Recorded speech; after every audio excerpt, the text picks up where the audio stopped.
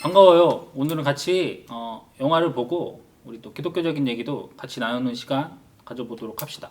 오늘 우리가 얘기할 영화는 2005년에 나온 나니아 연대기 1편입니다. 부제는 사자, 마녀, 그리고 옷장이라는 영화예요. 네. 영화 너무 올드하지 않나요? 아무래도 한 17년 전에 나온 영화라 좀 올드할 수도 있는데 그래도 지금 봐도 생각보다 그래픽이나 이런 부분이 나쁘지 않고 또 아이들과 같이 보기에도 편안하다. 그리고 기본적으로 재미가 있고 볼거리가 많은 영화다. 그러면 나니아 연대기는 어떤 내용의 영화인가요? 나니아 연대기는 2차 세계대전이 한창이던 때에 이 사남매가 전쟁을 피해서 먼 친척집으로 피하게 되고 그곳에서 나니아로 통하는 옷장을 만나면서 이야기가 시작됩니다. 이 옷장 안에 있는 나니아 세계는 아슬란이라는 주인공이 다스리고 있다가 현재는 이제 하얀 마녀가 그곳을 지배하고 있고요. 이곳엔 재미있는 전설이 있는데 아담의 두 아들과 이브의 두 딸이 이 하얀 마녀를 물리치면 나니아에 평화가 온다고 합니다. 그래서 이 전설을 두고 아슬란과 하얀 마녀가 전쟁을 벌이는 이야기라고 할 수 있지요. 맞아요. 2차 세계대전 때 이제 4명의 아이들이 나오는데 그 친구들이 먼 친척집으로 가게 되고 거기에서 이제 옷장을 발견하고 우연치 않게 옷장 안에서 나니아로 연결되는 그 세계를 향하여서 나니아로 이제 가게 됐고 맞습니다. 옷장 안에서 그래서 나니아로 들어가게 되고 그런데 이제 거기에서 아슬란이라고 하는 사람과 사람이 아니라 사자죠. 그렇죠. 영화를 뭐 보셨을 테니까. 맞아요. 그리고 하얀 마녀를 물리치면서 이제 평화가 찾아온다. 맞습니다. 그래요. 그럼 오늘 우리들이 이 나니아 연대기의 내용을 가지고 중점적으로 나누어야 될 이야기나 혹은 여기 안에서의 주안점은 우리가 이 영화에서 사실 볼 수 있는 건 이 영화의 기반이 되는 원작 소설이 있어요. C.S. 루이스가 쓴 소설인데 이분이 사실 어떤 기독교 변증가? 그래서 이분의 어떤 소설 안에는 이런 기독교적인 은유나 알레고리가 많이 담겨 있어요. 그래서 우리가 이 영화를 이번에 좀 얘기 나누면서 이 영화에서 어떤 부분들이 우리가 또 기독교적인 그런 은유 알레고리를 가지고 있고 또 신앙적으로 우리에게 어떻게 또 다가오고 생각할 수 있는지에 대해서 오늘 얘기를 해보도록 하겠습니다. 근데 저 질문이 있어요. 알레고리가 뭐예요? 알레고리가 뭐 사실 은유랑 거의 비슷한 표현인데 그냥 쉽게 생각해서 은유 정도로 생각하시면 될 것 같아요. 그 안에 가지고 있는 어떤 숨겨져 있는 의미? 그렇죠. 직접적으로 표현되기보다는 조금 이렇게 돌려서 표현되는 얘기라고 볼 수 있죠. 네. 그러면 이 작품에 대해서 작품의 원작이 되는 우리 C.S. 루이스에 대해서 먼저 조금 설명해 주시면 이 작품을 좀 이해하는 데 도움이 될 것 같아요. 네. 네. C.S. 루이스를 그래서 제가 찾아봤죠. 이 사람은 1898년에 이제 태어났고 1963년에 돌아가신 되게 예전 분인 거예요. 그런데 이 사람이 이제 옥스포드나 캠브리지 대학에서 교수로 재직하면서 이 영문학자였다는 거죠. 그래서 이 사람은 문학 평론을 했고 소설, 시, 이제 이 수필들을 이렇게 썼었는데 평신도 신학자이면서 기독교 변증가라고 하더라고요. 이 변증가라고 하는 걸 그래서 제가 뭐라고 이렇게 표현할 수 있냐면 이 나니아 연대기를 쓴 걸로 변증가라고 이야기하면 쉬울 것 같아요. 어떻게 하면 쉽게 기독교를 설명할 수 있을까? 이해시킬 수 있고 전도할 수 있을까? 혹은 기독교를 이렇게 비판하는 이들에게 과연 어떻게 그들의 그 비판을 잘 이렇게 되돌려서 좋은 답변을 할 수 있을까? 이런 게 이제 변증가들이 하는 그런 일들이라는 거죠. 그래서 C.S. 루이스는 그런 이 기독교를 잘 많은 이들에게 전하기 위해서 노력한 사람이다. 그렇게 알면 될 것 같습니다. 좋습니다. 네. 그럼 이제 영화 얘기를 좀 더 나눠보면 좋겠는데 네. 이 영화에서 정말 뭐 모르는 사람이 봐도 좀 이건 성경적인 내용이다라고 할 수 있는 부분들이 많이 있는 것 같아요.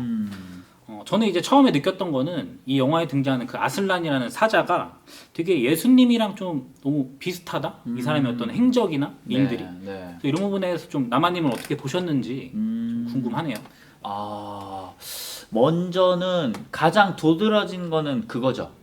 그 아슬란이 죄를 짓지 않았지만 죄를 지은 에드먼드를 대신해서 이렇게 희생하는 거. 그러니까 그 영화를 보면 무슨 장면이 있냐면 그 마녀하고 같이 들어가서 이야기를 나누잖아요. 네, 맞아요. 그러고 나서 마녀가 나오면서 뭐라고 말하냐면 에드먼드에 대한 그런 자기가 가지고 있는 권리를 포기하겠다 라고 하고 나오죠. 저는 영화를 보고서 좋은 대화를 나눴겠구나 라는 생각을 했는데 나중에 가서 아슬란이 되게 힘없이 그 터덕터덕 걸어가고 그 돌 재단 있는 데로 가고 거기에서 이제 죽임을 당하잖아요. 그 부분이 그러지 않을까. 고통, 일단 골고다를 언덕하는 예수님의 모습인 것 같고, 그리고 거기에서 그 다른 것들한테 이렇게 공격당하고 마지막에는 묶여서 죽는 그런 모습이 상당히 예수님의 내용과 비슷하다고 생각하고, 이 마지막 부분에 보면 그 교수님이 와서 네네. 이 아이들이 이렇게 옷장에서 탁 튀어나왔을 때 물어보죠. 너희들 뭐 했어? 그러니까 큰 형이 말씀 드려도 못 믿으실걸요? 라고 하니까 그 교수님이 씩 웃으면서 말씀하세요. 괜찮아. 얼마든지 해봐. 나에게 그 얘기 좀 해줘. 이 이야기를 보면서 저는 요한복음 말씀에 그 가나안 혼인잔치가 생각이 났어요. 거기에 있는 모든 사람들은 이 물이 어떻게 포도주가 됐는지 몰랐지만 그 말씀에 순종하고 경험을 한 하인들은 알았다는 거예요. 그랬던 것처럼 이미 먼저 그 나니아의 세계에 갔다 왔던 교수님은 알았던 거죠. 그곳이 얼마나 흥미진진하고 재미있고 어떤 이야기가 펼쳐질지 궁금하기도 하고 알았기 때문에 아이들에게 그렇게 물어본 게 아닐까 저는 좀 생각해 봅니다. 그러면 이제 그 아이들이 이 나니아라는 세계에서 겪었던 어떤 뭐 교훈이나 어떤 경험들을 얘기해 볼 수 있을 것 같은데 저는 이 영화에서 중점적으로 얘기하는 게 어떤 희생의 가치가 아닐까라고 좀 생각을 했어요. 네. 그래서 이 영화에서는 자신의 목숨을 아끼지 않는 여러 캐릭터들이 등장하는데 우리 처음에 볼 수 있었던 툼누스나 아. 또는 이제 늑대한테 물려가면서도 이제 그 아이들을 지켰던 여우도 등장하고 또 대표적으로 또 아슬란도 생각해 볼 수 있고 결국에는 그 에드먼드가 배신을 했지만 또 형을 위해서 자신의 이제 몸을 내던져서 하얀 마녀와 결투하는 이런 장면들이 어떤 희생의 가치를 대변하는 것 같은데 나만님은 또 이런 부분은 어떻게 생각하시는지? 저는 그들이 희생하기까지에 뭐가 있었냐면 변곡점이 있었다라고 생각해요. 그러니까 먼저는 그 아슬란을 만났을 때 이 친구들이 변했다. 그러니까 많은 사람들이 하는 이야기가 뭐냐면 이 네 명의 친구들이 평범하다.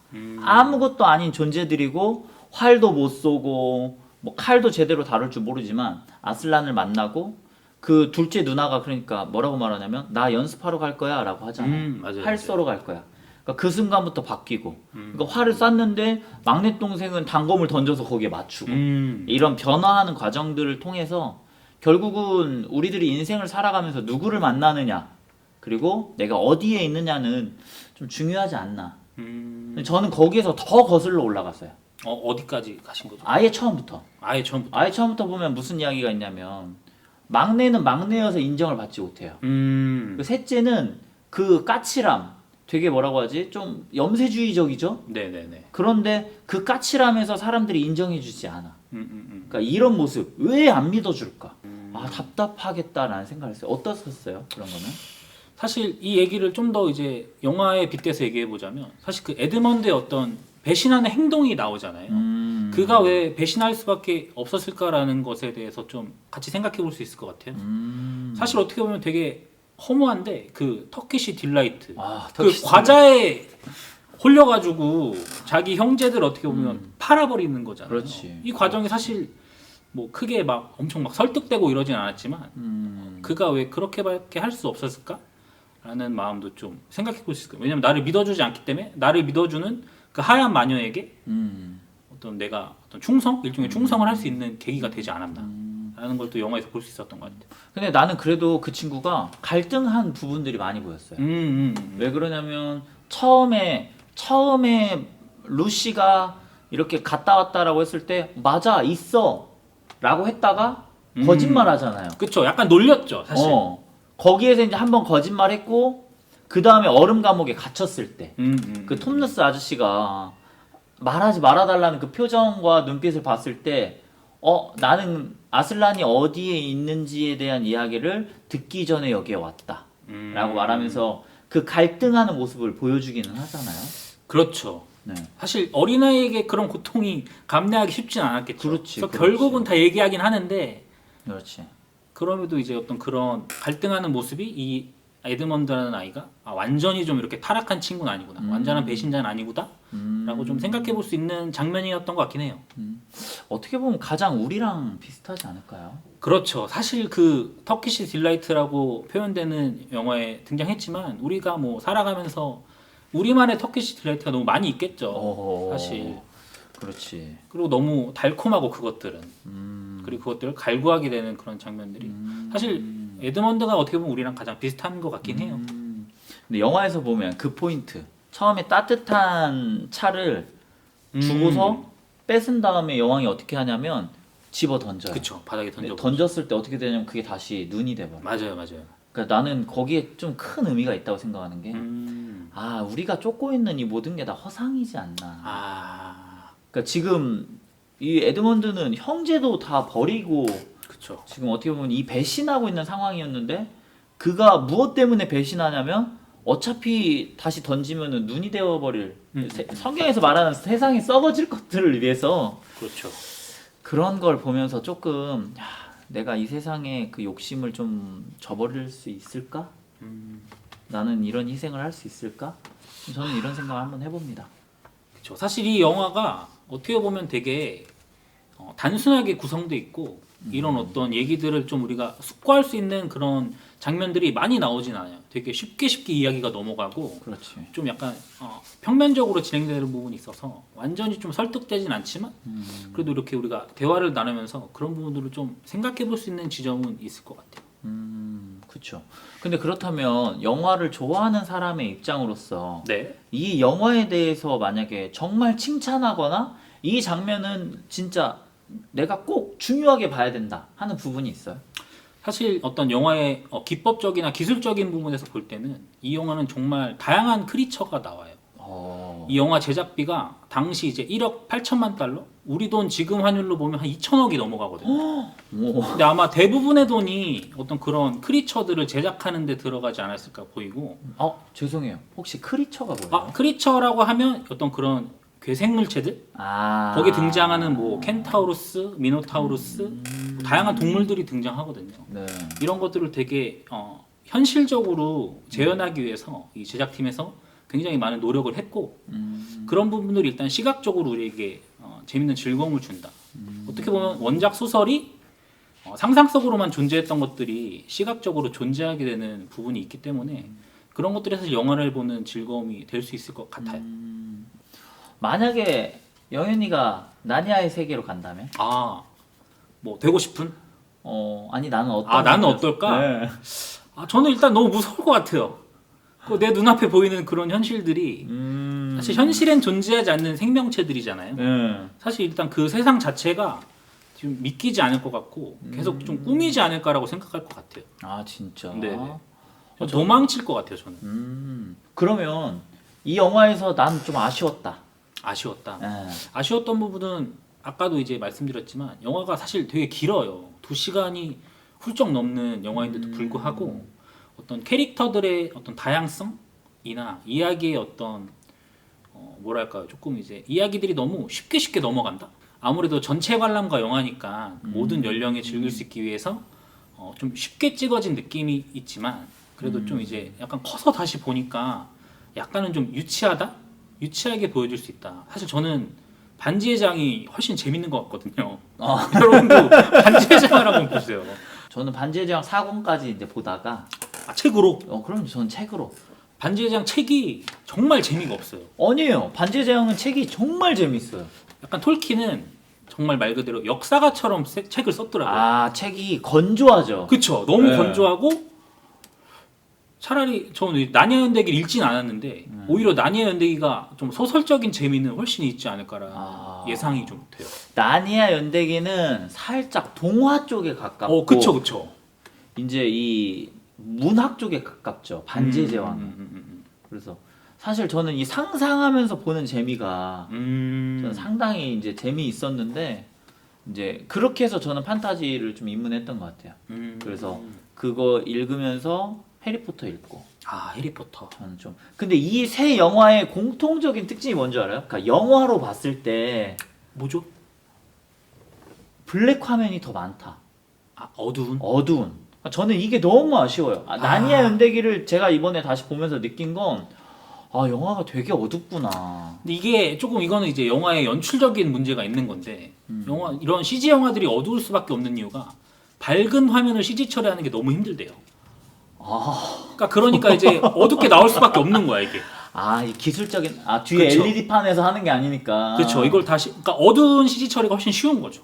그런 밝은 장면을 연출하는 것보다. 근데 지금은 이제 또 많이 기술이 발전했으니까 네. 우리가 좀 마블 같은 영화들 보면 그래도 좀 이제 밝은 그러네요. 장면도 나오고. 도심에서도 찍고. 근데 그래도 역시 여전히 어두운 장면이 훨씬 많다. 이거는 좀 어쩔 수 없다. 기술적 한계다. 그렇군요. 네, 다음은요? 이제 거의 뭐 마지막 질문 정도 제가 드릴 수 있을 것 같은데 네. 그렇다면 우리 어떤 신앙인의 관점에서 음. 이 영화를 봤을 때 이 주인공인 사남매는 음. 어떤 위치에 있는 사람들이고 그 사람들 우리에 대입해 볼 때 우리는 좀 어떻게 그들을 받아들일 수 있을까? 라는 생각을 해보면서 좀 마무리해 볼 수 있을 것 같아요. 이 사남매는 우리다. 우리다. 네, 저는 딱 그렇게 생각해요. 누군가는 책임감을 가지고 뭔가를 해내야 돼. 그런데 그런 능력이 없어. 그게 첫째형. 이제 셋째는 아까도 이야기했지만 언제나 천덕꾸러기야. 뭐만 해도 혼나. 그리고 막내는 그냥 막내. 이 네 명이 너무 평범하고 진짜 아무것도 아닌 사람들이잖아요.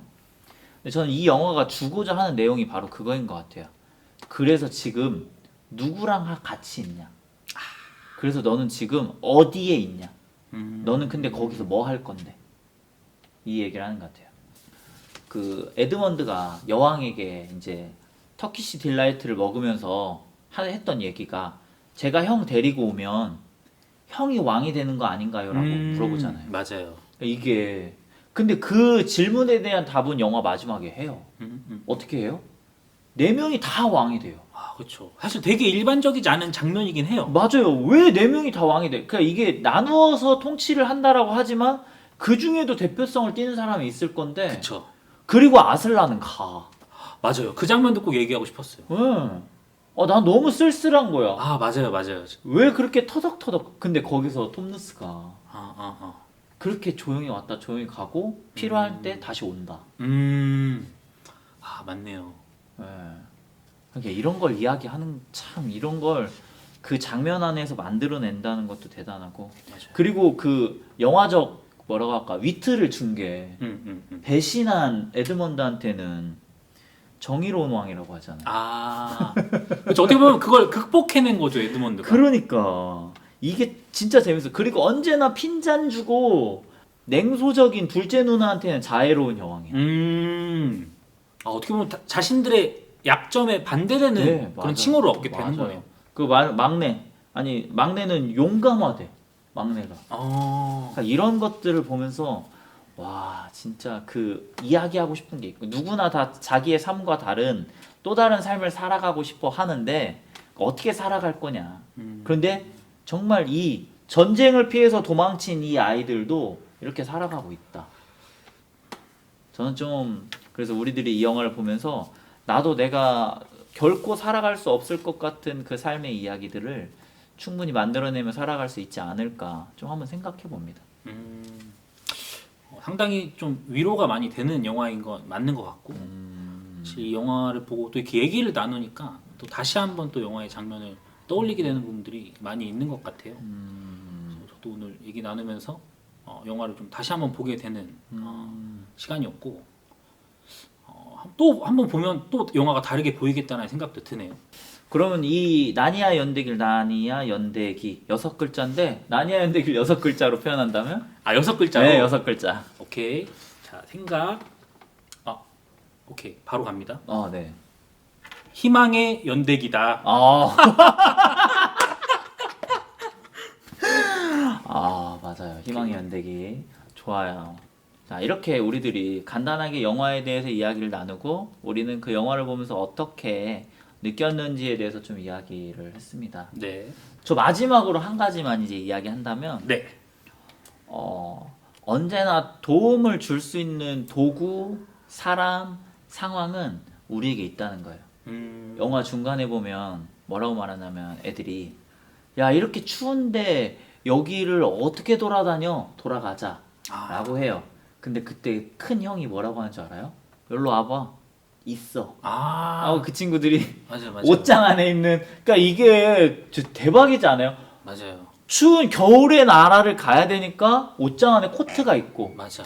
그 코트를 입고 걸어갔던 것처럼 우리가 이 세상을 향하여 나아갈 때 하나님은 그 코트를 다 준비해 주시고 언제나 우리와 함께 하신다. 저는 그렇게 생각합니다. 아멘입니다.